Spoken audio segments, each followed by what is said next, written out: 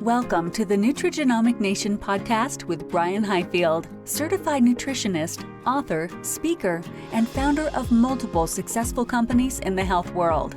Brian is known for educating healthcare professionals and others on improving their health and their life through breakthroughs in nutrition, technology, and biochemistry. On the podcast, Brian interviews thought leaders in the world of nutrition and natural health. He and his guests share the secrets of a whole life natural approach to health and the life-altering results you can get by making easy changes to your diet and daily routine. All right, welcome to Nutrigenomic Nation, where we talk about nutritional-based healthcare technology and emerging trends related to your genetic health. And we have a very special guest on this episode. We have Courtney Ross. Courtney is a certified functional medicine practitioner and a certified personal trainer. She holds multiple nutritional certifications. She's a specialist and a health coach. And so we're very happy to have Courtney. Courtney, welcome to the episode. Thank you for having me, Brian.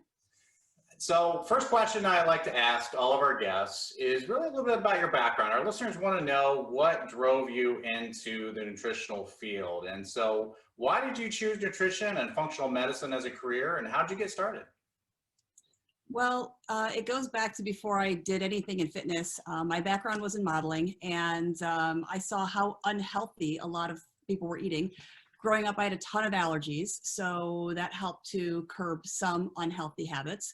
But, I had some minor surgery, and I had to be sedentary for a while. And once I was able to move around again, I started to realize what a gift it is to be able to move.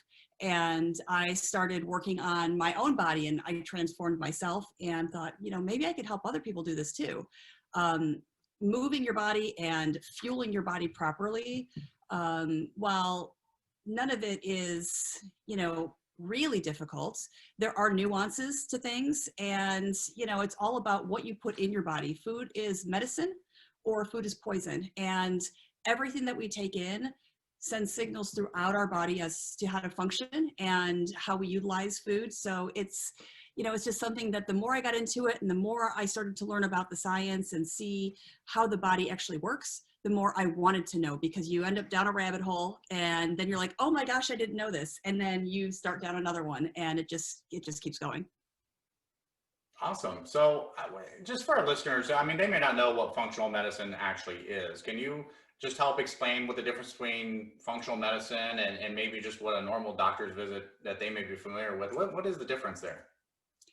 So functional medicine is basically considered to be root cause medicine, which means that if somebody goes to a functional medicine practitioner with a symptom, you're going to go to that doctor or that practitioner, and they're going to try to figure out what the cause of that symptom is and eliminate what is causing the symptom. If you go to a traditional doctor, a lot of times what they'll do is say, okay, this is what your symptom is. They will diagnose you with something. They'll put you in a box and you have X, and then you get prescribed something to push that symptom down. So there isn't always a path of trying to eliminate what is causing the problem. It's more about trying to medicate the problem away so that you don't feel like you have a specific symptom anymore, but it's not necessarily eliminating the symptom. Okay. So is there testing that you do to basically show what's going on inside of the person that's going to help them? Yes, there's a lot of different types of tests involved, and it depends on what type of symptoms someone is presenting with. Usually you'll start with basic panels that any doctor would run, but a lot of times the difference with something like those is even going to be the ranges are smaller. So, you can find out that, your thyroid, for example, is in the conventional range for normal, but people will be having symptoms. And then the doctor will say, well, it's normal. So we'll just watch it. When it falls out of that range, here's your prescription. But functional ranges are going to be smaller, so you don't have as much leeway. So that as soon as you start to get to those outskirts, that you could start introducing, usually it ends up being, a nutritional intervention so that you can start to assuage those issues before you become really symptomatic and start to feel kind of crummy. So, it's a lot of it is testing, and there's going to be smaller ranges so that you can kind of dial in a little bit better. So the folks that are kind of seeking you out and just looking for help, do they see you as kind of a last resort? Like they've been to several doctors and they're just not treating the root cause as you said it, and so that's why they're coming to you? It depends. It's interesting. My gym clients that I see, a lot of times I hear about their issues before their doctor does, because I'm seeing these people, 3 days a week sometimes. So I'm spending more time with them. And, if I'm spending 30 to 60 minutes with them at a crack, and, a doctor's appointment is what, 10 minutes? Mm-hmm. And so I hear about these things way more often than their doctor will. And that's part of what drove me down this path to continue to learn, because I would have people come to me and say, this is going on and the doctor doesn't know. And, I feel like this, I feel like that. And so I started to advance my own education so that I can try and help them. And then it just kind of snowballed.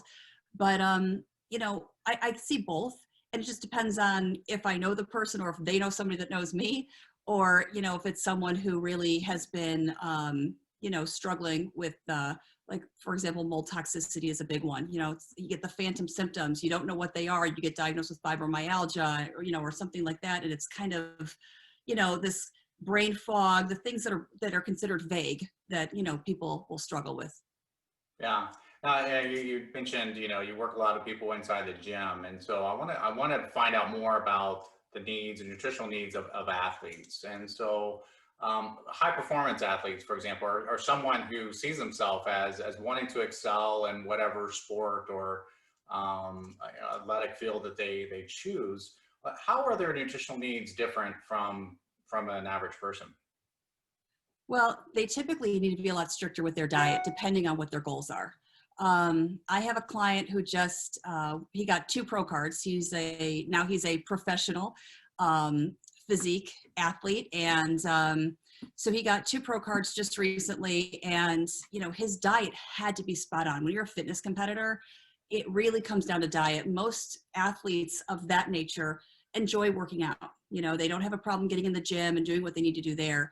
It comes down to what you put in your mouth that will really make or break your body on stage, because it really comes down to the nuanced, fat, carbs, and proteins that you're taking in. And then, that last little bit, you're even restricting water and all that kind of stuff. So peak week isn't really the healthiest thing, but it's something that is necessary to really be able to show off your body when you're on stage, so that they can see symmetry and see, where your strengths and weaknesses are, as far as muscularity and things like that. But, typically, most athletes are going to have a higher protein demand because they're going to have more muscle on their bodies. So they need to eat a little bit more frequently. Intermittent fasting sometimes works for athletes, sometimes not. It depends on, are they male or female? How old are they? So that's part of what is so fun about, nutrition, is there really is no one size fits all for everybody. I mean, there are some basics that are good to live by for everyone, but when it comes down to nuancing a diet for someone, it really gets down to what are their goals and how old are they, what gender are they, things like that, because it really does make a difference. So let's just talk about the average person who wants to be athletic, who wants to be working out more and is trying to make a change in their life for the positive. What are some basic things that they can start with as far as their food intake and their nutrition? Well, the first thing is eat real whole foods. Shop the perimeter of the grocery store. You know what I mean? Eat as much organic as you can, because it really does make a difference. Buy the best quality food you can. You really can't shortcut things like that. Your body, the younger you are, the more resilient your body is oftentimes. And, you can bounce back quicker. You can still have a good amount of energy if you don't get sleep, that sort of thing. But as you get older, our toxic body burden tends to get ramped up. And, if you're not eating clean, it's a lot easier for your system to get bogged down. It's a lot easier to have low energy. It's a lot easier to be kind of dragging a little bit in the morning or even, later in the day. So, the basics are going to be eat clean food, try to stay away from gluten as much as you can, or, eat organic, make sure you're getting a lot of good, healthy fruits and vegetables. and the real thing, not like weird fruit bars and processed things like that. And basically don't believe label claims. You know, if it's in a package, you're pretty much guaranteed to not be getting as good a nutritional profile as you will from eating real whole foods. So do that as much as you can, and listen to your body is a big one, because you know your body best. You know, you might be lifting, working out with a partner and they're following a certain diet and you're like, all right, well, I need to get better at eating, and so I'm going to do what they're doing. It may not work for you. You really need to listen to your body and see what your nutritional needs are. Yeah, and I see that all the time. When I'm at the gym, I'll see someone who seems to be the epitome of fitness, and they ask them that question, like, "Hey, what do you eat? What are you taking?" and they assume that it's going to do the same thing for them. And as you said, that not might be the case. We're very unique in our DNA and what our nutritional needs are. Yeah, and that's a big one with supplementation. You see all these people, repping supplements, and, these big muscly guys or these, muscly girls. And, they think that if they take this powder or if they do this pre-workout or whatever, then they're going to look like this. And that's really not the case, because typically, they got paid to hold up this product and say it's great because of how they looked. They didn't end up looking that way because of the product. And so, which doesn't mean the product's bad, but you just really need to, again, read labels, understand what you're taking and why, and look for as few fillers and the highest quality that you can. Awesome. So when you talk about quality, what are some things? Are we looking for certifications, any type of independent research or things like that on some of these supplements? Because people are supplement crazy right now. I mean, they're going to GNC, they're going to the grocery aisle with a lot of supplements, and we're inundated, and we just don't know what's good and what's bad. What do they look for? Yeah, and that's funny, because I was that girl before I got into functional medicine, that like I would go down to the drugstore and just buy whatever I needed. I was like, oh yeah, I need this and I need this. And now I think, oh my gosh, like what was I putting in my body? My whey protein is typically going to be grass fed. You eat what the animal ate. And if the animal is eating, conventional GMO sprayed with pesticide grains, it's coming down the line, you're going to get the same thing. So, all my whey is going to be grass fed. I try to look for, minimal processing, minimal sugar. NSF certified for sport is a good thing to keep an eye out for, because then that there's not going to be a bunch of extraneous things in your products. I mean, there are products that have been pulled because they've had trace amounts of steroids and things like that in them. And, most people don't want that. I mean, and you don't want to put other hormones in your body that aren't supposed to be there, because you don't really know how you're going to react to them. You don't know the quality of them. So, if you can't trust where something came from, you really don't want to put it in your body. Because if you're really trying to make yourself better, you want to be as high, quality as you can afford, and stay away from as much of that. A lot of times if you work out in the morning, or if you're going right after work and you're tired and you need some pre-workout or you need some caffeine, okay, do it. But that's not something that you want to be doing like 3 times a day and, doing all this crazy stuff, because you're typically going to get your highest amount of nutrients from real food. Great. I know you work with a lot of bodybuilder athletes, and I think you were one yourself, right? Yeah. I compete. Yeah, absolutely. And so I want to talk a little bit about just some of the, basically the obesity epidemic that's going on right now. A lot of people looking to lose weight, but healthy foods are abundant inside the US, but yet we're one of the fattest countries in the world. And we're leading the statistics in obesity. I don't want to interrupt you, but you froze, so I lost. Sorry, I think you froze a little bit too. So sorry, I'll ask the question. Talk about just obesity a little bit. So healthy foods are very abundant here in the U.S., but yet we're one of the richest nations in the world. But Americans are leading the statistics when it comes to obesity and related disease in a lot of cases. And why? What's your opinion? Why is that, and what can we do about it? A big part of it is I think we're overscheduled. You know, kids are overscheduled, their parents are overscheduled. And so it's way faster to just go to a drive-through and get what you need, and you're out in 5 minutes. It's cheap, it's easy. You don't have to think about it. You say, I want a number, whatever, and you're on your way. And that couldn't be worse for your body, unfortunately. You know, I mean, most of those meats are not really meat. And, you know, like I don't really want to eat transglutaminase in my burger. So, you know, I don't even know when the last time was that I ate fast food. And growing up, I was the queen of cheeseburger and fries. So, you know, I've done a 180 myself for the most part, and it's not easy. It really takes discipline and it takes planning. And so, you know, do we have an abundance of healthy food here? For sure.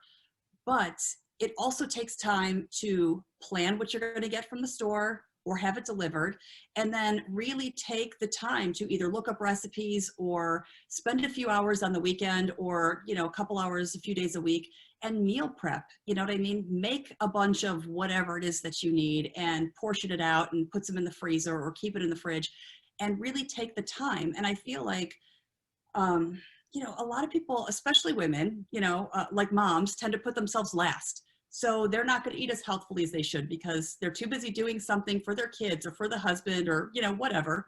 And, you know, you really have to value yourself enough to say, I'm going to make the time to go get the quality food and spend a little extra money, spend the extra time, because once you get into a system, it's really not that tough.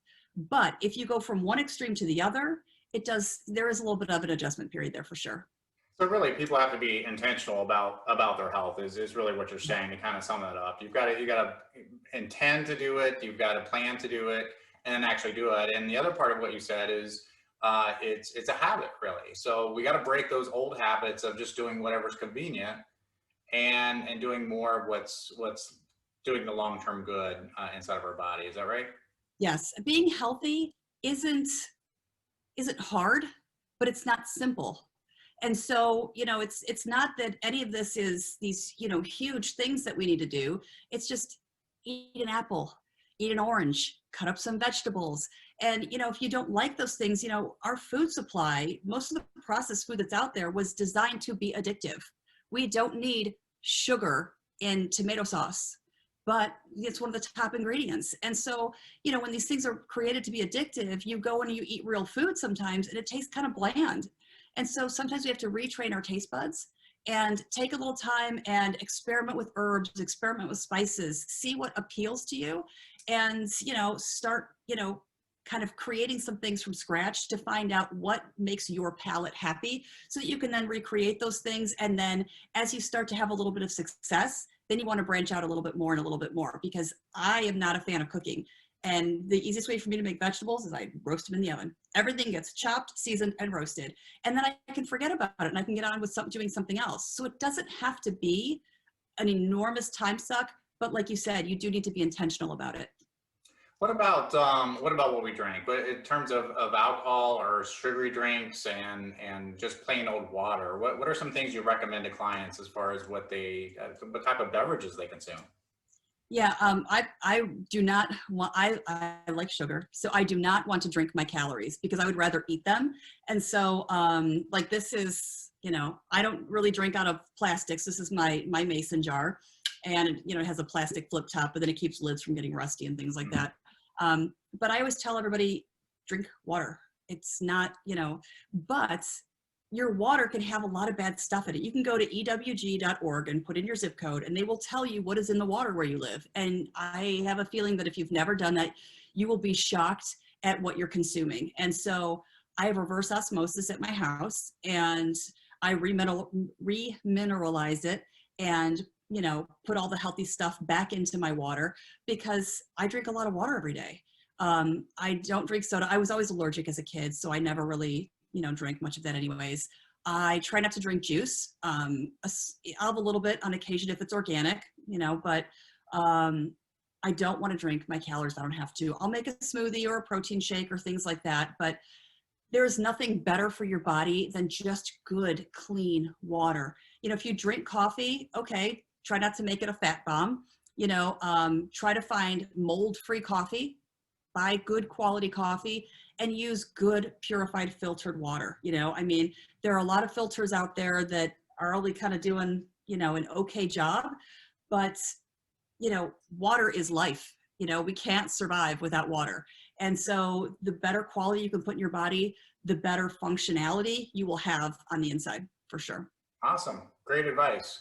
So we're coming to the end here. Is there anything that we haven't covered that you really want our listeners to know? How about don't underestimate the power of sleep? Okay. If you want to be healthy, if you want to eat well, those things are all huge, huge components to health. And another big one is going to be quality sleep. There are repair processes in the body that can only happen when you're asleep. So those nights of staying up and doing all those things, on occasion, of course, we all have to do it. But your most restorative sleep happens between 10 p.m. and 2 a.m. So if you can sleep during that time, and I wear an Oura ring, and I look at my app and I could see it shows like deep sleep and REM sleep, and I can see like when it bottoms out, and it's always between that time frame. Mm-hmm. And I prioritize my sleep. My friends laugh at me like I'm in bed at like 8 o'clock, but it's huge to me. I don't feel good if I don't get a good night's sleep. And my job is to be someone else's cheerleader, the next day, like helping them in the gym, helping them feel better, find solutions to their problems. And if I'm going to function optimally, I need to do what's right for my body. So I encourage other people to do the same so that they can be their best selves, and for the people that count on them also.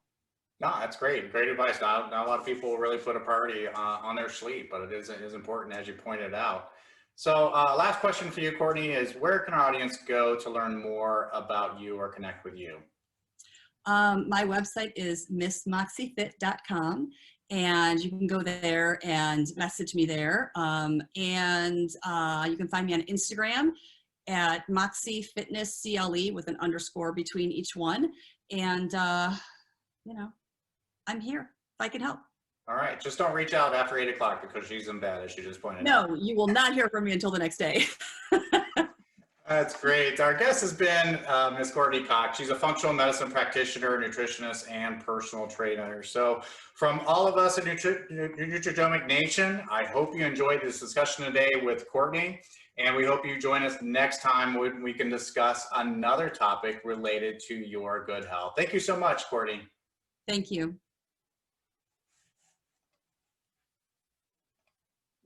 This show has been produced by Market Domination, LLC. To discover how you can have your own show completely done for you and turn it into a real published book and become the authority in your marketplace, go to www.marketdominationllc.com/podcast offer.